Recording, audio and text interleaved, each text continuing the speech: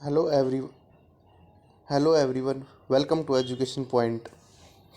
हमने पिछली वीडियो में बात की थी कि हम DSSS के TGT नेचुरल साइंस रिलेटेड जो भी टॉपिक्स हैं उनको कवर करेंगे।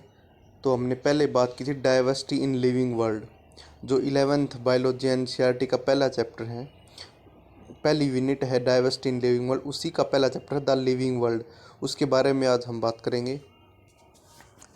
तो सबसे पहले हम इसमें इम्पोर्टेंट टॉपिक्स को कवर करेंगे जो पेपर से के लिहाज से बहुत इम्पोर्टेंट है। चलो स्टार्ट करते हैं। सबसे पहले living, what is living. Livings क्या होते हैं, इसमें कुछ मेन टर्म दी हुई हैं कि लिविंग्स ये सभी शो करते हैं। जैसे ग्रोथ हो गई, reproduction, ability to sense environment, metabolism, ability to self replicate and interaction. जो लिविंग्स है वो एक ऑर्गेनिज्म से दूसरे ऑर्गेनिज्म के आपस में एक इंटरेक्शन बनाए रखते हैं फॉर देयर लाइफ। तो इनमें से कौन कौन सी करेक्टरिस्टिक्स ऐसी है जो केवल लिविंग्स ही शो करते हैं, नॉन लिविंग्स नहीं करते, हम उसके बारे में पढ़ेंगे। ग्रोथ है, ग्रोथ तो लिविंग और नॉन लिविंग दोनों शो करते हैं। ये नहीं है कि सभी नॉन लिविंग शो करते हैं। जैसे माउंटेन्स हो गए, माउंटेन्स की हाइट इंक्रीज रहती है, घटती भी है। ग्रोथ तो वो शो कर रहे हैं लेकिन वो लिविंग नहीं है, वो है नॉन लिविंग। रिप्रोडक्शन, रिप्रोडक्शन भी करेक्टरिस्टिक, रिप्रोडक्शन के आधार पे भी हम डिफाइन नहीं कर सकते कि ये लिविंग है या नॉन लिविंग, क्योंकि जो वर्कर बीज है, इनफर्टाइल ह्यूमंस है, वे रिप्रोडक्शन नहीं करते, तो हम उनको नॉन लिविंग तो नहीं बोल सकते, लेकिन वो तो लिविंग है। तो इसका जो मेन पॉइंट है वो है मेटाबॉलिज्म। मेटाबॉलिज्म है वो सभी लिविंग्स की एक स्पेशल करेक्टरिस्टिक है मेटाबॉलिज्म। वो कैसी, मेटाबॉलिज्म सबसे पहले होता क्या है, it is sum total of all chemical reactions occurring in our body. मतलब जो भी हमारे शरीर में जो भी केमिकल रिएक्शंस होती हैं उन सभी को क्या बोलते हैं, मेटाबॉलिज्म बोलते हैं। ये केवल लिविंग्स ही शो करते हैं, नॉन लिविंग्स के अंदर कोई मेटाबॉलिक एक्टिविटी नहीं होती है। तो सबसे मेन डिफरेंस, सबसे इम्पोर्टेंट थिंग यही है, मेटाबॉलिज्म, जो केवल लिविंग्स ही शो करते हैं, नॉन लिविंग्स इसको बिल्कुल शो नहीं करते, मेटाबॉलिज्म। ठीक है, चलो आगे चलते हैं।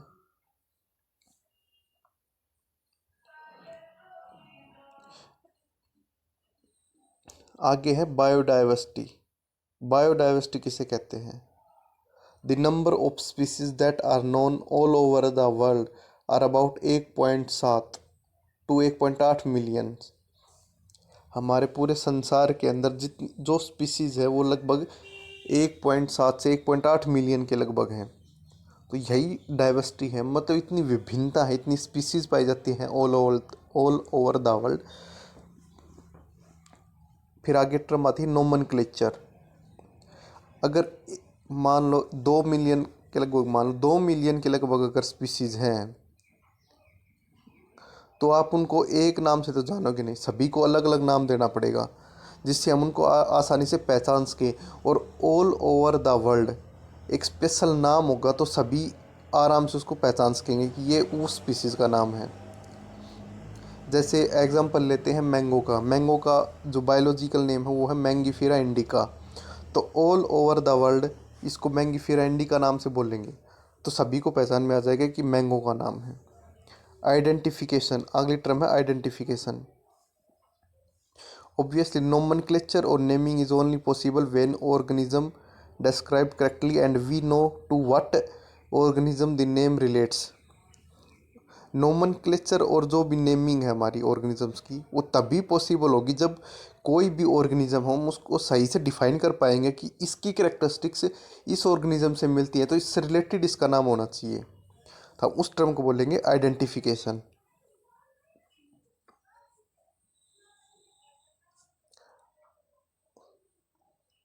इंटरनेशनल लेवल पर दो, ये मान लो संस्था है या दो बना रखी हैं। फॉर प्लांट्स के लिए नोमेनक्लेचर के लिए एक ICBN है, international code for botanical nomenclature, और एनिमल्स के लिए है international code for zoological nomenclature. कोई भी नेम है उसके लिए उसके दो कंपोनेंट होते हैं, जो भी बायोलॉजिकल नेम है उसके दो कंपोनेंट हैं, एक है जेनेरिक नेम, एक है स्पेसिफिक एपिथेट।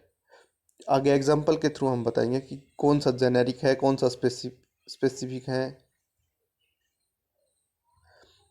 दो जो ये सिस्टम है प्रोवाइडिंग टू कम, जो भी ये जो नेम है बायोलॉजिकल नेम, इसके अंदर ये दो नाम का जो सिस्टम है इसको हम बोलते हैं बाइनोमियल नोमेनक्लेचर। और ये सबसे पहले किसने दिया था कारोलस लीनियस। कारोलस लीनियस साइंटिस्ट हैं जिन्होंने बाइनोमियल नोमेनक्लेचर के बारे में सबसे पहले बताया था। कुछ रूल होते हैं इस नोमेनक्लेचर के कि हम कोई भी बायोलॉजिकल नेम है वो कैसे लिखते हैं, किस लैंग्वेज में लिखते हैं, उसके कुछ रूल है। सबसे पहले biological names are generally in Latin, Latin भाषा में होते हैं। और जब भी हम इसको लिखेंगे तो इटैलिक्स में लिखेंगे। अगर इसको हम हाथ से लिख रहे हैं तो इसको अंडरलाइन करेंगे अलग अलग। दो नाम है जेनेरिक और स्पेसिफिक, दोनों नाम को अलग अलग हम हैंड रिटन करेंगे, अलग अलग अंडरलाइन करेंगे, हैंड रिटन करेंगे तब भी। फर्स्ट नेम होता है वो जीनस होता है और सेकंड नेम है वो स्पेसिफिक एपिथेट होता है। जो जीनस का जो फर्स्ट लेटर होगा वो हम लिखेंगे कैपिटल, कैपिटल। और जो स्पेसीज का है फर्स्ट वो तो सारे स्मॉल ही आएंगे। जैसे आगे एग्जांपल है, ये एग्जांपल मान लो कि ये मैंगो का प्लांट है, तो मैंगो का जो बायोलॉजिकल नेम है वो है मैंगीफीरा इंडिका। मैंगीफीरा इंडिका है बायोलॉजिकल नेम। इसके अंदर दो कंपोनेंट हो गए, एक मैंगीफीरा एक इंडिका। जो ये मैंगीफीरा है ये है जीनस, क्या है जीनस, ठीक है। और इंडिका है ये क्या है स्पेसीज, स्पेसिफिक नेम कह लो। तो ये हमने इटालिक्स में लिखे हैं। तो इसका पहला जो मैंगीफेरा जो जीनस इसका जो पहला लेटर है एम वो लिखा जाएगा कैपिटल, ठीक है। और जो इंडिका है उसका स्मॉल आएंगे सभी। ये इसके लिखने का सही तरीका है। जो भी बाइनोमियल नेम है उसको हम ऐसे लिखते हैं। आगे देखो, आगे है क्लासिफिकेशन। क्लासिफिकेशन क्या है, process by which anything is grouped in convenient categories based on easily observable characters. जो भी कोई ऑर्गेनिज्म है उसके बाहर से जो भी करेक्टर हमें ऑब्जर्व किए उसके आधार पर उसको अलग अलग कैटेगरी में अलग अलग ग्रुप में रखना, ये क्लासिफिकेशन टर्म है। जो scientific term for all these categories उसको क्या कहेंगे taxa. All living organisms are classified in different taxa, इसको कहेंगे टैक्सोनॉमी। ये सभी टर्म्स हैं, ये बहुत इंपॉर्टेंट हैं। और ये ऐसे कैसे आते हैं, all categories together constitute the taxonomic hierarchy. जो भी कैटेगरी हैं उनको मिला के एक टैक्सोनॉमिक हिरार्ची बनेगी। जैसे आगे की स्लाइड में है टैक्सोनॉमिक हिरार्ची। सबसे जो हायर हिरार्ची वो है किंगडम, उसके बाद फाइलम, उसके बाद क्लास, ऑर्डर, फैमिली, जीनस और स्पीसीज। जो सबसे लोवेस्ट हिरार्ची है वो है स्पीसीज। स्पीसीज क्या होती हैं, all living organisms taxonomic hierarchy की। तो स्पीसीज, स्पीसीज सबसे पहले जो लोवेस्ट हिरार्ची है इसके बारे में हम बात करेंगे। स्पीसीज की जो मतलब एक डेफिनेशन है, जो साइंटिफिक डेफिनेशन उसको में हम क्या कैसे लिखेंगे, taxonomic studies consider a group of individual organisms with fundamental similarity. जो भी ऑर्गेनिजम्स का एक ग्रुप है, ऑर्गेनिजम्स का जो भी उनके अंदर सिमिलरिटीज़ हैं उन सभी सिमिलरिटी के आधार पे हम उसको डिफाइन करेंगे स्पीसीज। और जो सभी रिलेटेड स्पीसीज हैं उसको बोलेंगे हम जिनस। और जो रिलेटेड जेनरा है उनको फैमिली, ऐसे ही रिलेटेड फैमिली को ऑर्डर, और ऐसे ही हम डिफाइन करते जाएंगे। और किंगडम है वो हाईएस्ट टैक्सोनॉमिक हिरार्ची है। टोटल वैसे 5 किंगडम है, मोनेरा, प्रोटिस्टा, फंगाई, एनिमली और प्लांट। ये हम आगे के चैप्टर में डिस्कस करेंगे। आगे देखते हैं, एक एग्जांपल लिया था ये हमने बाइनोमियल नोमेनक्लेचर का। कॉमन नेम है इसका, मान लो मैन का ले लिया, कॉमन नेम हो गया मैन। और इसका बायोलॉजिकल नेम हो गया होमो सेपियंस, होमो और सेपियंस। और इसका स्पेसिफिक एपिथेट मतलब स्पीसीज होगी सेपियंस, और जिनस है इसका होमो। इसकी फैमिली है होमिनिडेई, ऑर्डर है प्रीमेटा, क्लास मैमेलिया, फाइलम कोर्डेटा और किंगडम है एनिमलिया। ये कंप्लीट टैक्सोनॉमिकल हियरार्ची के अकॉर्डिंग इसका क्लासिफिकेशन ह्यूमंस का।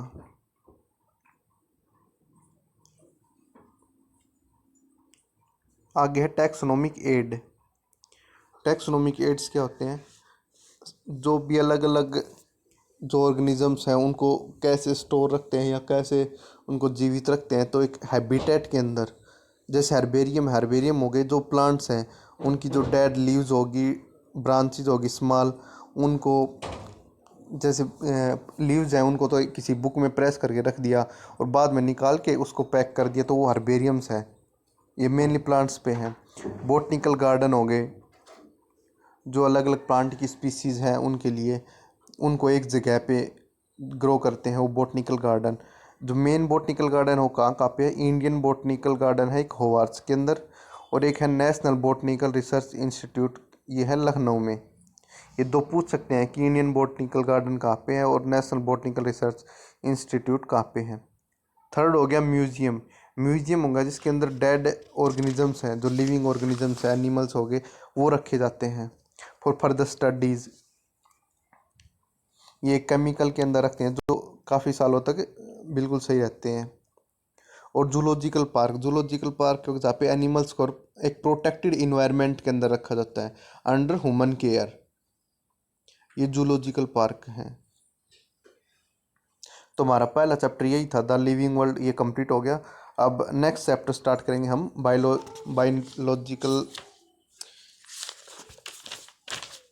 बायोलॉजिकल क्लासिफिकेशन, जो अगली वीडियो में आएगा।